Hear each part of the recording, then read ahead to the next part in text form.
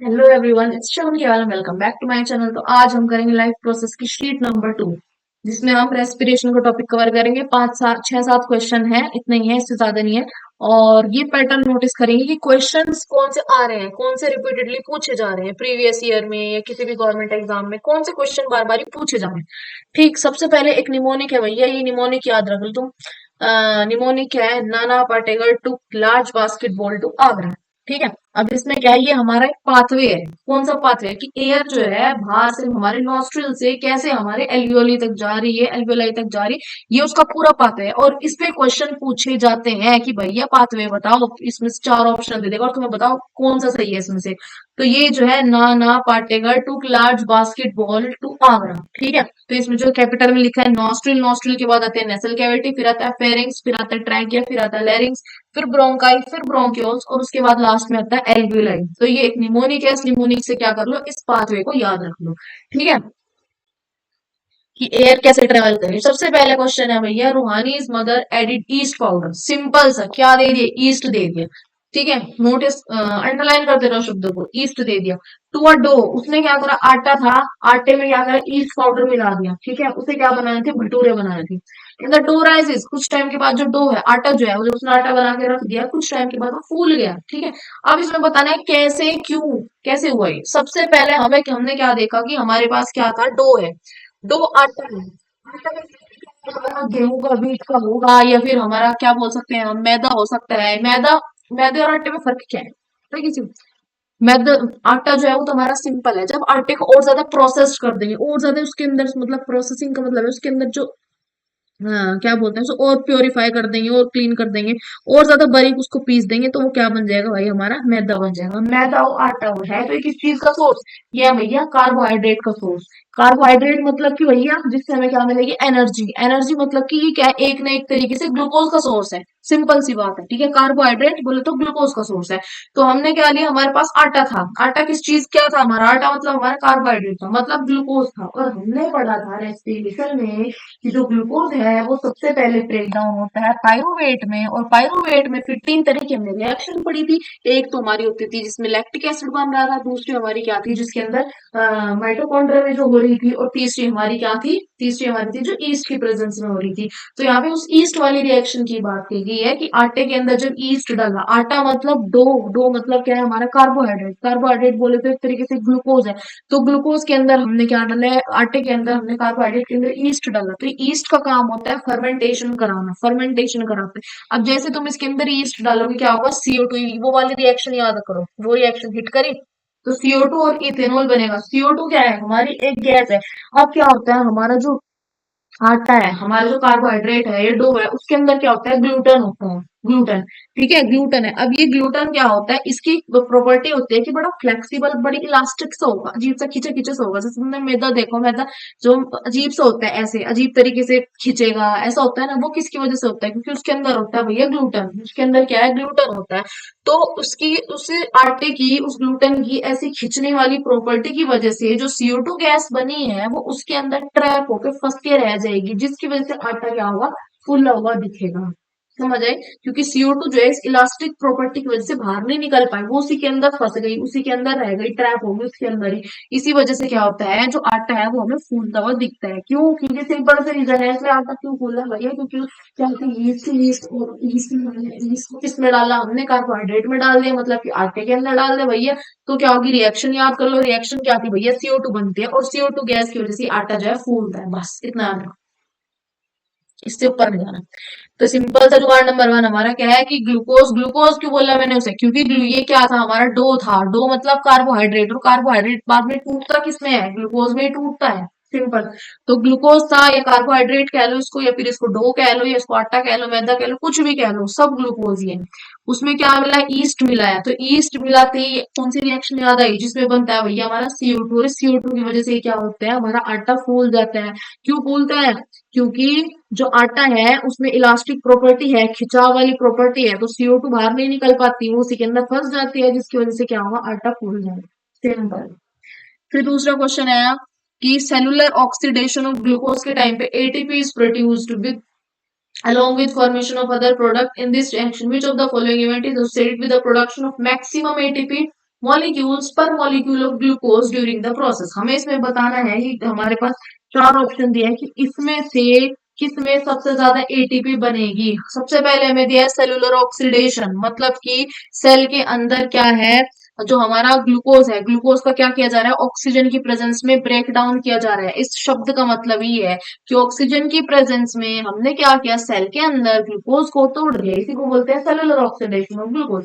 हमें पता है इस स्टेप में ये किसका रिवर्स है, ये हमारा फोटोसिंथेसिस का उल्टा होता है। ये क्या है, basically cellular oxidation of glucose अगर उसने लिख के दे दिया ना, तो इस चार शब्दों से समझ जाओ वो रेस्पिरेशन बोलना चाह रहे हैं। तो यहाँ वो भी तो बोल सकता था कि ड्यूरिंग रेस्पिरेशन, क्यों नहीं बोला, कंफ्यूज करना था। ये भारी भारी भरगम शब्द लिख के बच्चे को क्या करना था, पागल बनाना है उसे, इसलिए उसने रेस्पिरेशन नहीं बोला। तो लेकिन हम तो स्मार्ट है भैया, हमको समझ आ गया कि सेल के अंदर हो रहा है ऑक्सीडेशन, मतलब टूट रहा है, किसको तोड़ा जा रहा है, ग्लूकोज को तोड़ा जा रहा है। इसका मतलब दिमाग लगाओ, क्या हो रहा है भैया, रेस्पिरेशन। तो अब सिंपल सी बात है, इन चार शब्दों की जगह मैं लिख दूंगी यार रेस्पिरेशन। तो ड्यूरिंग रेस्पिरेशन एटीपी बनती है, जिसमें बहुत सारे एटीपी के साथ साथ और भी प्रोडक्ट्स बनते हैं। हमें पता है भैया, एरोबिक में अलग बनते हैं, एनारोबिक में अलग बनते हैं, मसल्स के अंदर अलग बनते हैं, हमारी अगर हम यीस्ट डाल लेंगे उसके अंदर अलग बनते हैं। ठीक है, तो अब ये पूछ रहा है कि जो अलग अलग प्रोडक्ट बनते हैं उनमें से सबसे ज्यादा एटीपी जो होती है वो किसके अंदर प्रोड्यूस होती है।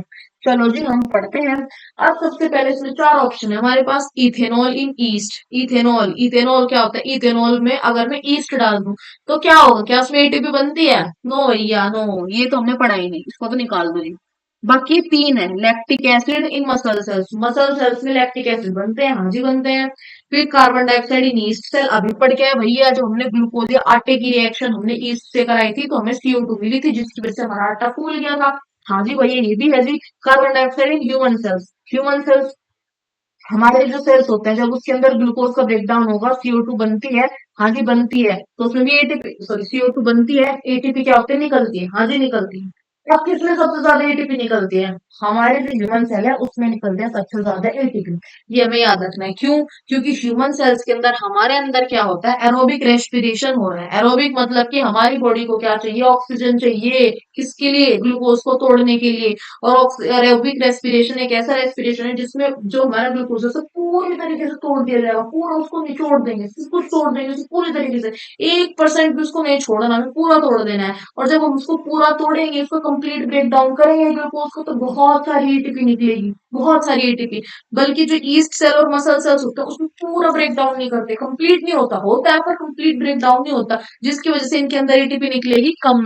तो ये पॉइंट हमको रखना है याद कि ह्यूमन सेल्स के अंदर होते हैं एरोबिक रेस्पिरेशन, जिसकी वजह से कंप्लीट ब्रेकडाउन ऑफ ग्लूकोज होगा, बनती है जी 36 से 38 एटीपी, सिंपल। बाकी जो हमारे ईस्ट है और जो हमारी मसल सेल्स होते हैं उसमें क्या, एनएरोबिक रेस्पिरेशन, मतलब कि इनको ऑक्सीजन नहीं चाहिए होती इतनी, तो इनके अंदर जो होते हैं कम एटीपी बनते हैं, क्योंकि इसमें कंप्लीट ब्रेकडाउन होता ही नहीं है, 2 एटीपी बनती है दोनों के अंदर, दो दो। और हमारे अंदर 36 से 38, ये तीनों वैल्यू याद होनी चाहिए। ह्यूमन सेल्स के अंदर कितनी बनती है, 36 to 38, ईस्ट के अंदर 2 बनती है, मसल सेल्स के अंदर भी 2 बनती है, सिंपल बस। चलिए जी अब आगे चलते हैं। थर्ड क्वेश्चन है हमारा, ये रहा देखो, वही पाथवे आ गया नाना पाटेकर वाला। तो नाना पाटेकर वाला देखो, ह्यूमन रेस्पिरेटरी सिस्टम में हमारा कौन सा पाथवे चलेगा, नॉस्ट्रिल, फेरिंग्स, लैरिंग्स, ट्रैकिया, एल्वियोलाई। समझ आए, ये पाथवे है हमारा। ये सीबीएसई कंपार्टमेंट 2024 का पूछा हुआ क्वेश्चन है। अब ये है जी भैया सीबीएसई 23 का क्वेश्चन, ठीक है। A sportsman after a long break of his routine exercise, sportsman था, बढ़िया रोज एक्सरसाइज करता था, लेकिन बहुत लंबे 2-3 महीने से आराम से छुट्टी पे चला, लंबा ब्रेक है, उसने कोई एक्सरसाइज नहीं की। उसके बाद एकदम से जब वो एक्सरसाइज करता है उसकी पूरी बॉडी में हो जाते हैं जी क्रैम्प्स। ऐसा क्यों होता है, हमने पढ़ा था कि जब हम एकदम से हमें जोश चढ़ेगा कि हम तो सारी फिटनेस सारी बॉडी आज ही बनाएंगे, एकदम से एक्सरसाइज करेंगे, उस टाइम पे हमारी बॉडी के अंदर जितनी भी ऑक्सीजन होगी मसल्स में, वो हमारी बॉडी क्या करेगी, उस ऑक्सीजन का इस्तेमाल करती है किस चीज में, हमें एनर्जी देने में। और हमें एनर्जी कैसे देगी वो, हमारी बॉडी के अंदर जितना भी ग्लूकोज है, हमारी मसल्स के अंदर जो ग्लूकोज है उस ग्लूकोज को तोड़ देना है, जिसकी वजह से क्या हो जाएगी, ग्लूकोज की कमी, ग्लूकोज की कमी हो जाएगी और लैक्टिक एसिड बन जाएगा मसल्स में, उस वजह से हमें क्या पड़ जाते हैं जी, क्रैम्प्स। ये देखो तेरा ऑप्शन, क्यों, हमें क्या चाहिए, एनर्जी। एनर्जी के लिए क्या चाहिए हमें, हमारी बॉडी में है ग्लूकोज, उस ग्लूकोज को तोड़ेगी ऑक्सीजन की मदद से हमारी बॉडी, और हमें क्या देगी, एनर्जी। अब जब सारा ऑक्सीजन इस्तेमाल हो जाएगा ऑलमोस्ट, तो हमारी बॉडी के अंदर हो जाएगी ऑक्सीजन की कमी। जब होगी ऑक्सीजन की कमी, और क्या बन जाएगा, लैक्टिक एसिड बन जाएगा ऑक्सीजन की कमी होने पे, ठीक है। तो ये क्या होती है, इसका आंसर है ऑप्शन नंबर सी। फिर है question number 5, which is not about haemoglobin. Haemoglobin, ठीक है, haemoglobin is a respiratory pigment, सही बात है जी, रेस्पिरेशन में हेल्प करता है, ये तो सही है जी, हमें बताना है जो गलत है। It is present in red blood cells, ये भी सही है जी। इट्स डेफिशिएंसी कॉजेज अनीमिया, हाँ जी, अगर हीमोग्लोबिन की कमी होती है अनीमिया हो जाता है। फिर बी ऑप्शन है, it has high affinity for oxygen and CO2, गलत। हीमोग्लोबिन की हाई एफिनिटी सिर्फ ऑक्सीजन के लिए होती है, CO2 के लिए नहीं होती। समझ आया? फिर है ये रहा, ये एक डायग्राम है दे दिया हमें, ये भी इसमें क्या है, in the given figure A represents, हमें बताना ए क्या है। ए सिंपल सी बात है भाई, ये क्या है हमें, ए जो हमें ये दिख रहा है पर्पल वॉयलेट कलर में, ये क्या है, ये हमारी रिंग्स ऑफ कार्टिलेज होते हैं। इन रिंग्स का क्या काम होता है, इन रिंग्स का काम होता है जो हमारा विंड पाइप है उसे कोलैप्स होने से बचाना। सिंपल सी बात है। देखो भाई ऑप्शन पढ़ो, ये रहा सबसे पहला ऑप्शन हो गया, ये मिल गया। ठीक है, फिर है भैया क्वेश्चन नंबर 7। क्वेश्चन नंबर 7 में, in this process of respiration state the function of alveoli. Alveoli is the site of exchange of CO2 and and oxygen. ठीक है, CO2 को बॉडी के बाहर फेंकना और ऑक्सीजन को सेल्स के अंदर पहुंचाना, ये काम होता है एल्वियोलाई, ये हमें लिखना है। ठीक है, दूसरा फिर है कंप्लीट दिस पाथवे। इस पाथवे को पूरा करना है हमारे पास क्या है, ग्लूकोज। ग्लूकोज से क्या बना भैया, 3 कार्बन मॉलिक्यूल्स बने, 3 कार्बन मॉलिक्यूल होता है वही हमारा पायरुवेट, अभी पढ़े हैं हमने। और ये pyruvate presence of oxygen in mitochondria, मतलब ह्यूमन सेल की बात हो रही है, तो ह्यूमन सेल के अंदर क्या बनेगा, CO2, वाटर प्लस एनर्जी। कितनी एनर्जी के मॉलिक्यूल बनते हैं ह्यूमन सेल में, ह्यूमन सेल मुझे कैसे पता चला ह्यूमन सेल की बात कर रहे हैं, क्योंकि वहां साफ साफ लिखा है presence of oxygen in mitochondria. अगर यहाँ मसल लिखा होता इसका मतलब लैक्टिक एसिड बनता, अगर यहाँ पे ईस्ट लिखा होता इसका मतलब इथेनॉल बनता। ठीक है, लेकिन यहाँ पे सिंपल लिखा है presence of CO2 in mitochondria, मतलब कि बोले तो ये किसकी बात कर रहा है, ये हमारे सेल्स की, ह्यूमन सेल्स की बात कर रहा है। तो यहाँ क्या बनेगा, CO2, H2O और एनर्जी बनेगी। और ये एनर्जी के कितने मॉलिक्यूल होंगे, पीछे पड़ गए हैं, 36 से 38 मॉलिक्यूल होंगे। अगर ईस्ट लिखा होता तो कितने बनते, 2 ATP बनते। और अगर लिखा होता हमारे मसल सेल्स या लैक्टिक एसिड बनता तो कितने बनते, 2 ATP के मॉलिक्यूल बनते। ठीक है, तो इसमें यही था, यही 7 क्वेश्चन थे। 7 क्वेश्चन में हमने जो एक पैटर्न नोटिस किया वो ये किया कि वो सारे के सारे जो मोस्टली क्वेश्चंस है, अब ये तो वो पाथवे देगा, पाथवे देगा क्या, नाना पाटेकर वाला पाथवे देगा, या फिर दूसरे जो हमने खोज की यहाँ वो की कि ये क्या कर रहा है, ग्लूकोज के ब्रेकडाउन वाले क्वेश्चन पूछ रहा है। अगर कहीं पे भी लिखा हो ग्लूकोज, कार्बोहाइड्रेट, या वीट लिख दे वो, या मैदा लिख दे वो, कुछ भी लिख दे वो इनमें से, इसका साफ साफ या डो लिख दे वो, जैसे उसने अभी डो लिखा, सबका साफ मतलब होता है कि भैया ग्लूकोज है वो, उस ग्लूकोज को, ये वाली रिएक्शन, सबका सिंपल सा मतलब है ग्लूकोज। कुछ भी लिख दे वो खाने का सामान, उसका सिंपल मतलब होता है ग्लूकोज।